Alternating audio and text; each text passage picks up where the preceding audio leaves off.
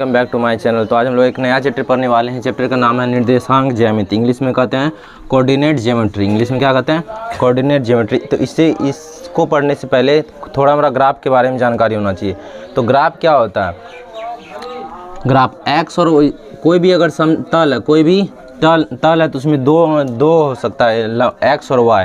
ये 2D है, ये क्या है?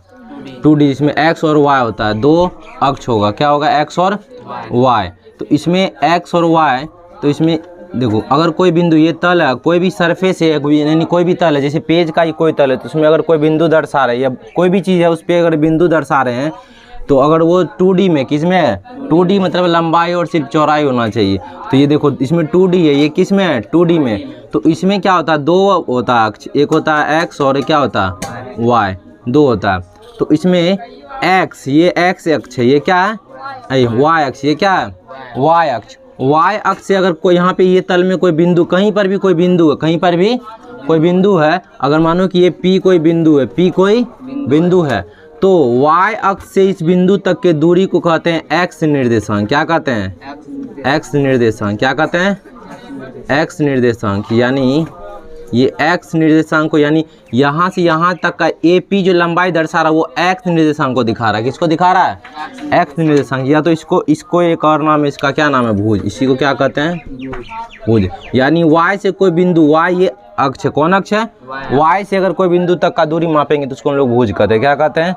भुज। उसी प्रकार x, ये जो बिंदु P है, यहाँ से भी कुछ दूरी है और x से भी कुछ दूरी है, तो इस बिंदु के x अक्ष से इस बिंदु के दूरी को कहते हैं क्या? y निर्देशांक। क्या कहते हैं? y निर्देशांक कहते हैं या कोटि कहते हैं। क्या कहते हैं? कोटि कहते हैं। दो नाम होता है, कोटि। तो y से किसी बिंदु तक के दूरी को कहते हैं भुज और x से किसी बिंदु को कहते हैं क्या? कोटि कहते हैं। अब पॉइंट कहीं भी रह सकता है, ये बिंदु कहीं भी रह सकता है, बिंदु कहीं भी रह सकता है। और 9th क्लास में ये चैप्टर है ग्राफ। तो इसमें क्या, पहला ये देखो, ये 4 खंड में बटा हुआ, देखो 1 2 3 4 खंड में बटा हुआ ना। तो पहला में देखो, जब भी कोई बिंदु को दर्शाएंगे तो उसमें पहला बिंदु x को दर्शाएगा। पहला बिंदु किसको दर्शाएगा? x निर्देशांक को दर्शाएगा, यानी भुज को दर्शाएगा। किसको दर्शाएगा? भुज को। ये सेकंड वाला पॉइंट जो किसको दर्शाएगा? y अक्ष, यानी y निर्देशांक यानी कोटि को दर्शाएगा। किसको दर्शाएगा? और हमेशा पहले x और बाद में y रहेगा। तो देखो ये 4 तल में बट गया। कितना तल में? 4 तल में बट गया। तो पहला तल में x और y दोनों का वैल्यू प्लस में रहेगा। तो पहला वाला तल जो है इसको क्या कहें? दोनों वैल्यू किस में होगा? प्लस में। दूसरा जो है इसमें x होता है माइनस में, x होता है y प्लस में रहेगा। y का वैल्यू किस में रहेगा? प्लस में। ये पहला हो गया, पहला ये प्रथम पद, ये द्वितीय, ये तृतीय। तो इसमें क्या होगा? इसमें दोनों क्या होगा? दोनों माइनस में, x भी माइनस में और y भी माइनस में होगा। इसी प्रकार इसमें देखो फिर x हो जाएगा प्लस में, y माइनस में। जो भी वैल्यू रहेगा इस प्रकार से रहेगा। अब एक हम पॉइंट दर्शा देते हैं, जैसे एग्जांपल दे भी देते हैं। जैसे ये कोई तल है, ये क्या कोई तल है, ये x हो गया, ये y डैश, ये y। तो जैसे माने कि यहाँ कोई बिंदु ले रहे हैं, यहाँ कोई बिंदु ले रहे हैं, ये ऐसे हो सकता है 2 5। अगर यही यहाँ कोई बिंदु लिए, मानो कि Q कोई पॉइंट है, Q कोई क्या है? कोई पॉइंट है। तो इसमें हम क्या बोले, यहाँ ध्यान से देखो, पहला यानी x किस में होगा? माइनस में। x किस में होगा? माइनस में। x किस में होगा? माइनस में। y किस में होगा? प्लस में। तो y नहीं भी प्लस नहीं लिखेंगे, लेकिन x क्या किस में होगा? माइनस में। यहीं अगर ये पॉइंट अगर इसमें आ जाए, तीसरा पद में आ जाए, किस में जाए? तृतीय में आ जाए, तो क्या होगा? दोनों किस में हो जाएगा? माइनस में। यही अगर पॉइंट चौथा में ये कोई बिंदु S कोई बिंदु है, ये चौथा में आ जाए तो दोनों किस में हो जाएगा? पहला वाला प्लस में या दूसरा माइनस में। तो इस प्रकार से बिंदु रह सकता है, इस प्रकार से ही बिंदु रहेगा। जो भी ये इस साइड रहेगा वो किस में रहेगा? दोनों प्लस में। द्वितीय में रहेगा माइनस में। इसमें दोनों माइनस में, एक माइनस और एक प्लस। याद रखना कौन माइनस कौन प्लस होता है। अब देखो, तो निर्देशांक ज्यामिति में हम लोग पढ़ेंगे क्या? अगर कोई भी दो बिंदु, कोई भी दो बिंदु के बीच का दूरी निकालने के लिए निर्देशांक ज्यामिति पढ़ेंगे। अब बोल देगा P और Q के बीच का दूरी निकालो, तो वो भी निकाल सकते हैं निर्देशांक ज्यामिति में। अब यहाँ इसको क्या कहते हैं, मूल बिंदु। अच्छा, मूल बिंदु से यहाँ तक का कुछ ना कुछ दूरी होगा कि नहीं होगा, मूल बिंदु से Q तक का कुछ दूरी होगा कि नहीं, R का भी होगा, S का भी होगा। तो मूल बिंदु से भी हम S का दूरी निकाल सकते हैं, मूल बिंदु से P तक का दूरी निकाल सकते हैं, मूल बिंदु से Q कितना दूरी पर वो भी निकाल सकते हैं, और मूल बिंदु से R कितना दूरी पर है ये भी निकाल सकते हैं, और P और S कितना दूरी पर ये भी निकाल सकते हैं। यानी कोई भी दो बिंदु अगर ये तल में समतल में अगर कोई भी दो बिंदु है, बोलेगा उसके बीच का दूरी निकालने के लिए तो हम लोग निर्देशांक ज्यामिति का प्रयोग करेंगे, और इस तरह से हम लोग बता सकते हैं कि दो बिंदु के बीच का दूरी कितना है। तो पहले इसको उतारो फिर आगे देखते हैं। तो एक ही तल में हम लोग दो बिंदु लेते हैं, ये कोई P है तो इसमें x होगा y होगा कि नहीं होगा, तो इसको मान लेते हैं x1 y1, x1 और y1। इसी तल में एक और बिंदु ले लेते हैं हम लोग Q, क्या ले लेते हैं Q, तो क्या इसका भी x1 y1 होगा, अलग ना होगा। देखो अब बिंदु अलग अलग जगह है तो इसका x y डिफरेंट होगा कि नहीं होगा, तो इसका लेते हैं x2 y2, क्या ले लेते हैं x2। अब बोल रहा क्वेश्चन PQ का दूरी ज्ञात करें, क्या ज्ञात करें, P से Q तक का दूरी ज्ञात करें, यानी P से Q तक कितना दूरी है। तो इसको हम लोग कहते हैं दूरी सूत्र, इसको क्या कहते हैं, दूरी सूत्र, क्या कहेंगे, दूरी सूत्र। तो क्या होगा दूरी सूत्र, देखो x2 में से x1 घटा देंगे, क्या घटा देंगे, x2 में से x1 क्या कर देंगे, घटा देंगे, स्क्वायर कर देंगे, क्या कर देंगे, स्क्वायर, प्लस फिर y2 में से y1 घटा देंगे, y2 माइनस y1 का होल स्क्वायर, और रूट अंडर, क्या करा देंगे, रूट अंडर, क्या होगा, रूट अंडर। यानी जो भी दो बिंदु रहेगा, जो एक बार याद रखना, जरूरी नहीं कि यहाँ फार्मूला में लिखा हुआ है x2, यहाँ क्या x2 यहाँ नहीं हो सकता है। अब इसको x1 y1 नहीं मान सकते हम लोग, इसको x2 y2 नहीं मान सकते हैं। तो अगर कोई भी दो बिंदु दिया हो, कोई भी यहाँ कोई दो बिंदु दिया हुआ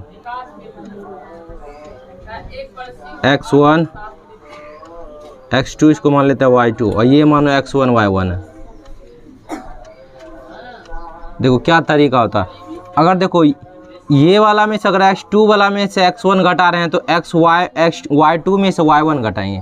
यानी अगर इधर वाला में से घटा रहे तो दोनों साइड एक ही कंडीशन लगाना, इधर वाला में से हम लोग ऐसे भी कर सकते हैं, इसमें से ये वाला भी घटा सकते हैं, यानी x1 माइनस x2 भी लिख सकते हैं। तो फिर यहाँ भी क्या लिखना पड़ेगा हमको, y1 में से y2 घटाना पड़ेगा, क्या समझा, क्योंकि अब इसको हम लोग y2 मान सकते हैं, x2 मान सकते हैं, नाम तो बदल सकते हैं, उसको फर्क नहीं।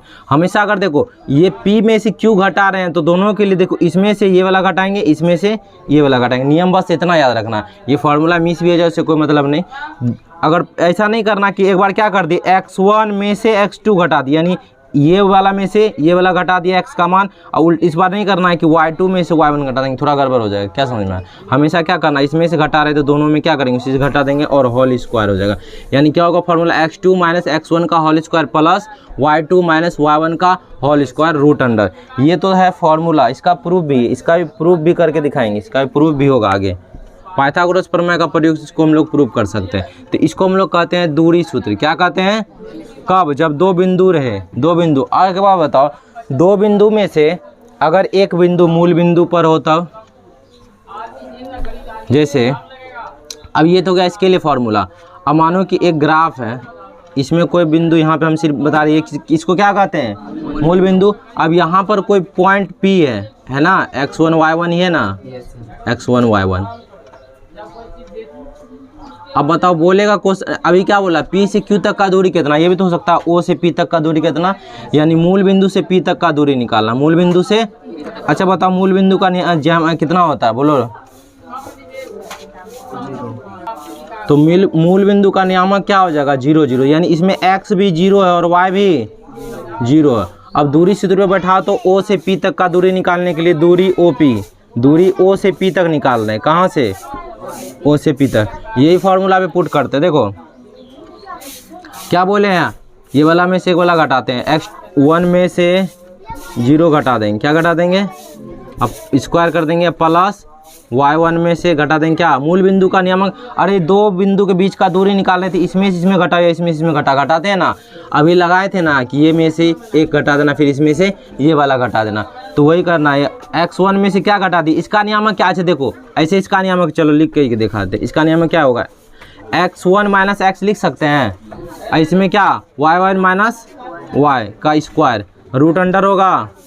अब चलो देखो x1 तो x1 है ही, माइनस y कितना है इसमें 0 स्क्वायर, और प्लस इसमें y1 और y कितना है 0 है ना, स्क्वायर होगा रूट अंडर। अब देखो y1 में 0 घटा दें तो क्या y1 बचेगा, का स्क्वायर सिर्फ बचेगा, और प्लस यहाँ क्या हो जाएगा y1 का रूट अंडर। यानी जब भी कोई दूरी अगर मूल बिंदु से निकालना हो, कहाँ से, मूल बिंदु से, तो जो बिंदु दिया हुआ, सपोज करो यहाँ बिंदु P दे देगा, यहाँ कोई बिंदु दे देगा P, Q दे देगा, यहाँ पे इसका नियामक दे देगा क्या x2 y2, क्या दे देगा, बोलेगा इस मूल बिंदु से Q तक का दूरी निकालने, तो क्या करना है x2 का स्क्वायर प्लस y2 का स्क्वायर रूट अंडर है ना। जिस बिंदु का तक निकालना, देखो y1 का स्क्वायर x1 का स्क्वायर प्लस y1 का स्क्वायर रूट अंडर है, क्या इसमें दूसरा वाला टर्म है माइनस वाला, नहीं, क्योंकि 0 था मूल बिंदु क्या था, और जब मूल बिंदु के जगह 0 रखें तो ये टर्म आएगा। तो ये कब लगाएंगे, जब एक बिंदु, जब दूरी, जब यहीं लिख देते, जब दूरी कहाँ से निकालना हो, जब दूरी मूल बिंदु से निकालना हो, मूल बिंदु से,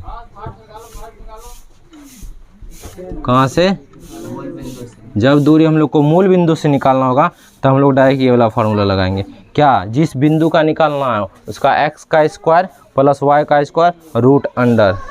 समझ में आया, ये है दूरी क्षेत्र, इसको हम लोग अगले क्लास में प्रूव भी करेंगे, तो इसको उतारो पहले। तो आज हम लोग दूरी क्षेत्र क्या पढ़े, x2 माइनस x1 का whole square plus y2 minus y1 का होल स्क्वायर रूट अंडर। ये अगले क्लास में हम लोग इसका प्रूफ भी देखेंगे, आखिर फार्मूला बना कैसे। तो आज के लिए इतना, मिलते हैं अगले वीडियो में, तब तक के लिए धन्यवाद।